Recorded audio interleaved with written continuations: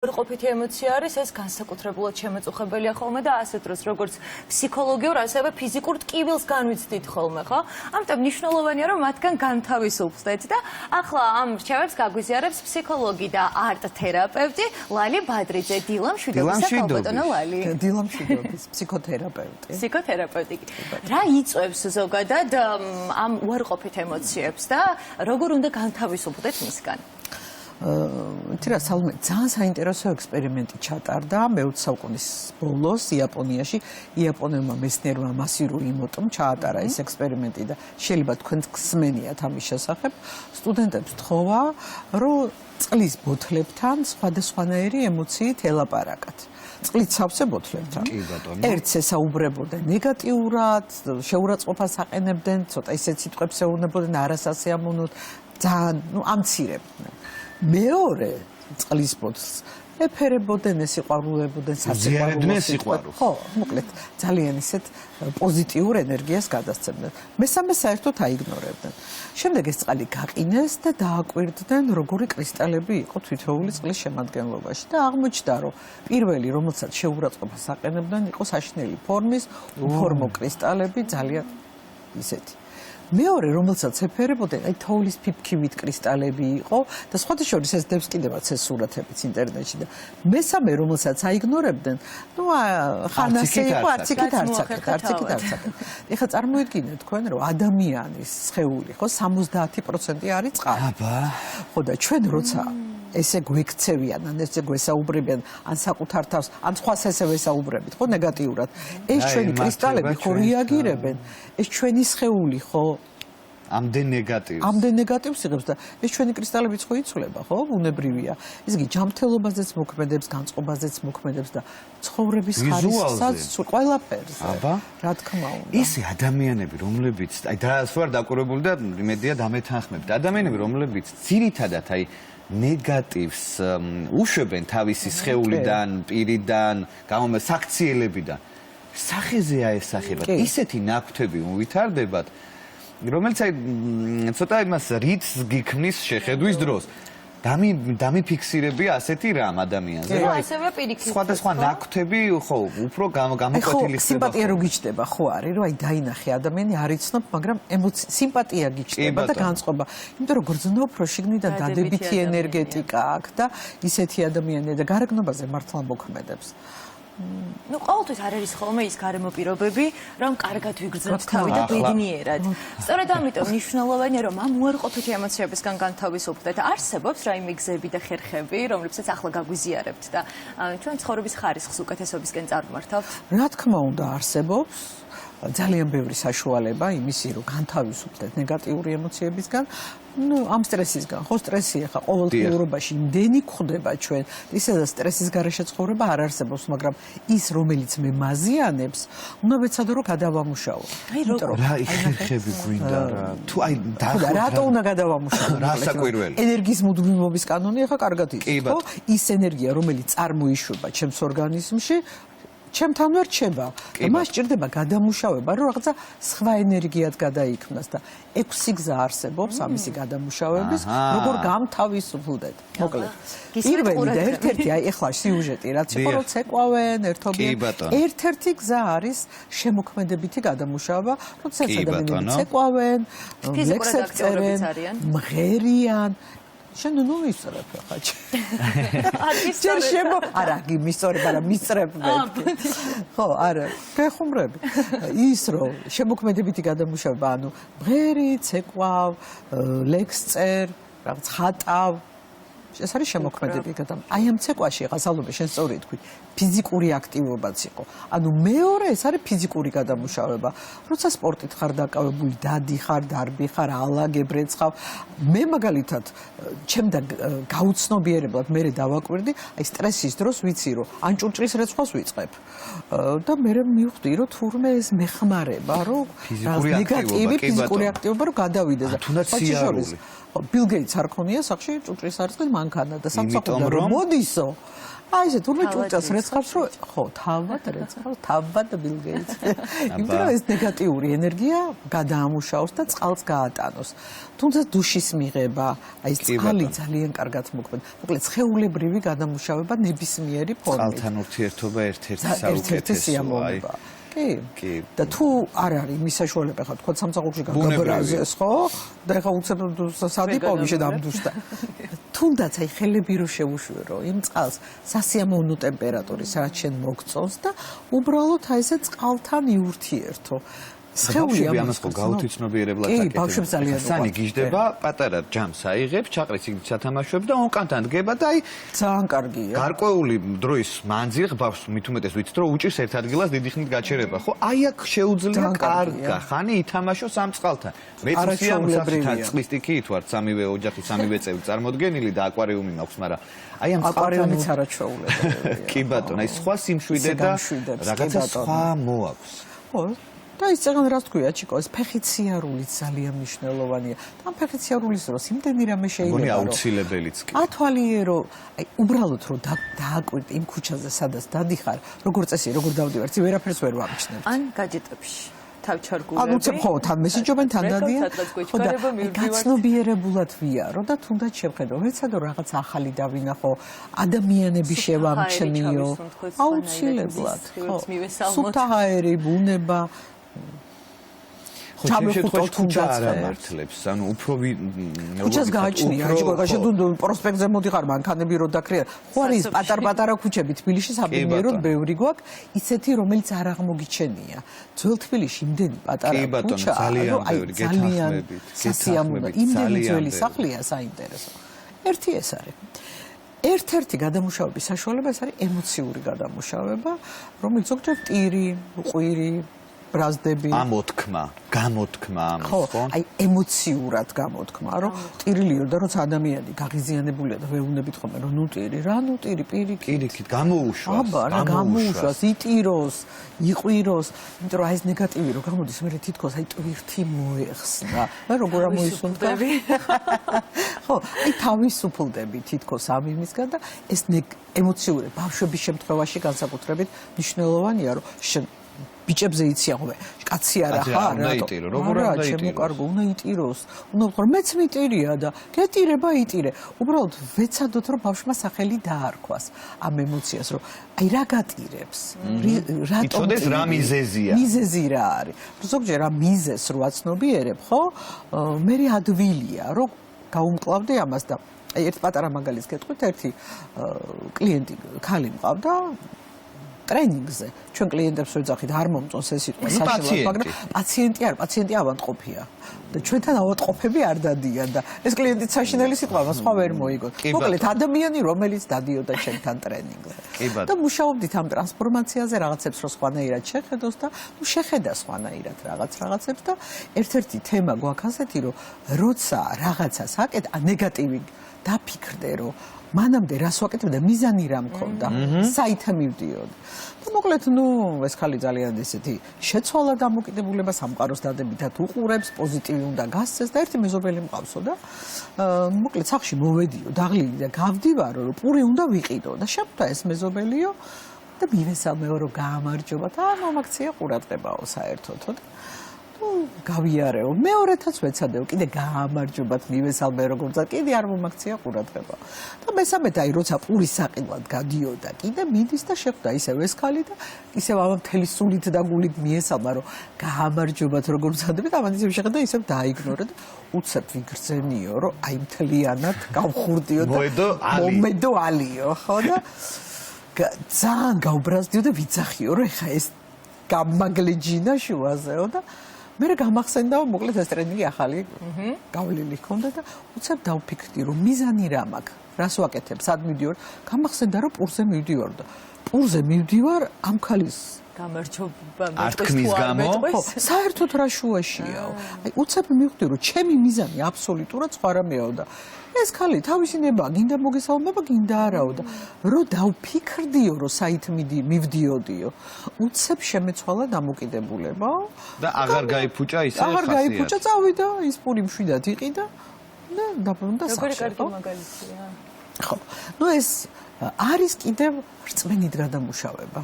როდესაც მიდიხარ ტაძარში, შეიძლება არც მიდიხარ ტაძარში და ისე ლოცულობ და ძალიან კარგად ეხმარება ეს ადამიანებს. არის სოციალური აქტივობით გადამუშავება, როცა რა ვიცი, მეგობრებს დაურეკავ, რომ წამოდი გავიდეთ ქალაქგარეთ, ან ვიღაცას რაღაცაში, მოკლედ ურთიერთობ რა ადამიანებთან მნიშვნელობა არა. ასეც ხო ერთგვარად იცლები ამ უარყოფითი ემოციების. ეს ერთ-ერთი გზა არის, კი, გადამუშავების ერთ-ერთი გზაა და ერთ-ერთი საშუალება და ფიზიკური, თქვით, კოგნიტური გადამუშავება. ზოგიერთ ადამიანს არ უნდა ეს ემოციური გამოხატვა, უბრალოდ გონებაში აანალიზებს. ეს ესეა თუ ისეა, ესე გავაკეთებ, ისე გავაკეთებ. მაინც იქ მივდივართ, რომ უნდა დავარქვათ ყველაფერს თავისი სახელი, რადგანაც ეს გვეხმარება უკვე შემდეგ ეტაპზე გადასასვლელად. ღრმად ჩახვიდე და გაიგო რა არის. ერთ-ერთი ყველაზე გავრცელებული ფორმა, რის გამოც ამბობენ ხოლმე, რომ ჩემი მეგობარი, ჩემი ფსიქოთერაპევტიაო, ეს არის ვერბალური გადამუშავება. როდესაც მე უზიარებ ადამიანს, აი ეს ასე მოხდა და განვიხილავთ ერთად და ამ შემთხვევაშიც ვიცლებით. მოკლედ ეს კი 6 გზა. კი ბატონო. არსებობს ამ ემოციური გადამუშავება, ნებისმიერი რამე, რასაც გავაკეთებთ ერთ-ერთ ამას ამ იმაში სისტემაში ექცევა და ნახე წამყვანი გვაქვს რაღაცა ერთი გზა. ვიღაცისთვის ფიზიკური გადამუშავება მნიშვნელოვანი, ვიღაცისთვის კოგნიტური, მაგრამ ერთმანეთს ხელს არ უშლის. თუ ძალიან დასწრესო, შემიძლია ყველაც გამოვიყენო. თავარია ჩვენთან ყველაზე ახლოს რომელი იქნება.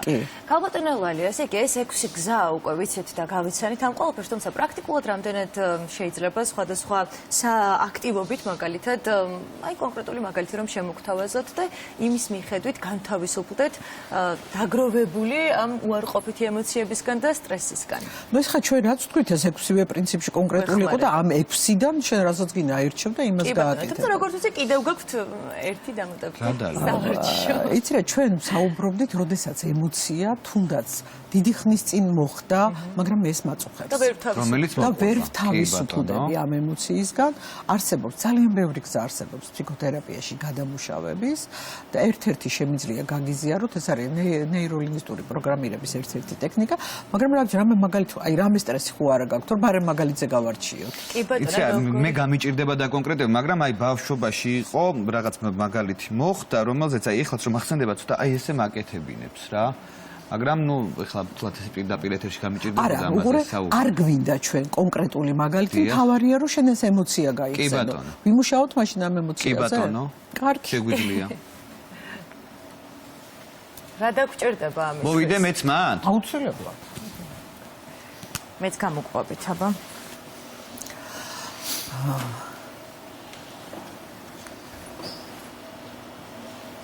ესე იგი, ხედავთ რამდენიმე ფერის მარკერს?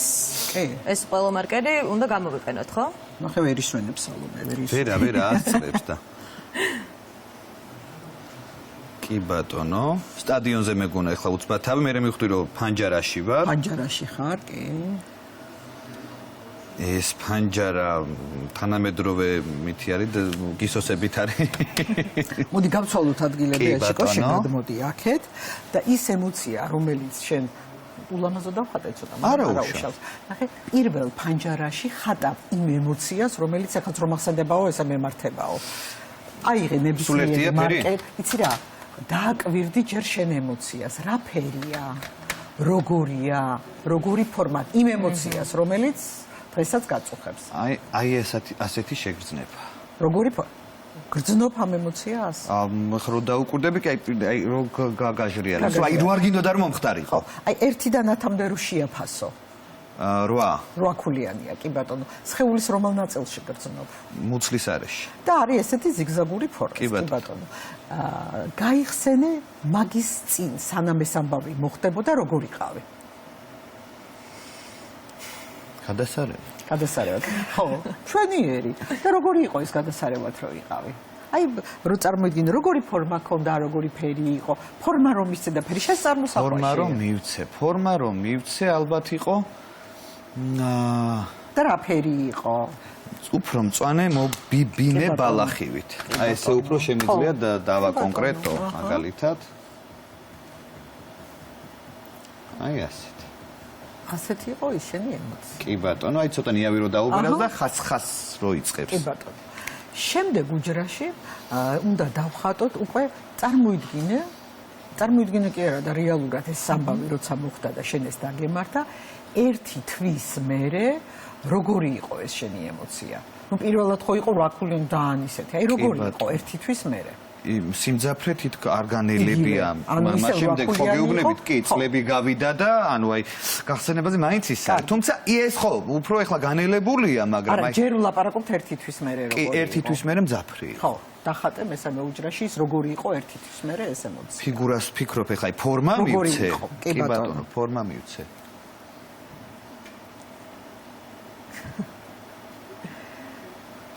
ხო, ალბათ უფრო აი ესეთი.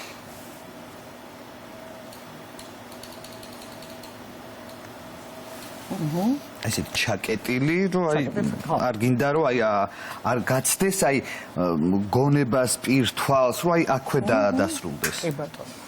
და გავიდა 5 წელი და ის ემოცია, აი როცა ის მოხდა 5 წლის მერე როგორი იყო? აქაც 8 ქულიანია, ხო? კი ბატონო. 5 წლის მერე როგორი იყო?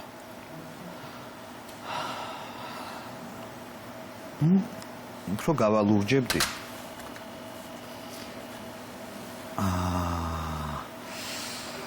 ანუ იგივე ფორმას დავტოვებდი, ოღონდ უფრო გავშლიდი. აი, იცით რას ვიზავდი? აი, ცოტა აღარ შევკრავდი და დაუტოვებდი გზას. და რამდენი ფულაა ეს სიმძაფრე რამდენი? ამ შემთხვევაში უკვე ჩამოვიყვანდი 6-მდე. 6-მდე, კი ბატონო. ეხლა აჩიკო წარმოიდგინე, რომ დღეს ეს შენი ემოცია, ეხლა დააკვირდი ამ შენი ემოციას როგორია? დღეს უფრო გააზრებული, უფრო გააზრებული და უფრო ჩამოყალიბებული და ეხლა ისე რა თქმა უნდა აღარ მიკეთებს როგორც მანამდე აკეთებდა. რამდენი ქულიანი იქნება? 4. შენ რა იცი? მე გამოვიცნობ წინასწარ. ალბათ უფრო 4. 4-5. არა 4-5 კარგია მშვენიერ. 4-5, უფრო 4-5, მაგრამ რა ფორმა აქვს დღეს? შენს გადავამუშავოთ რა პრობლემა. დღეს რა ფორმა აქვს? რა ფორმა შეიძლება დღეს მივცე? აწეწილი თმის. კი ბატონო. იყოს ლურჯი? არა მანდარა, აქ. აქეთ? აი თმის, მაგრამ უფრო აწეწილი, აი ასე. მაგრამ ხო, ასე.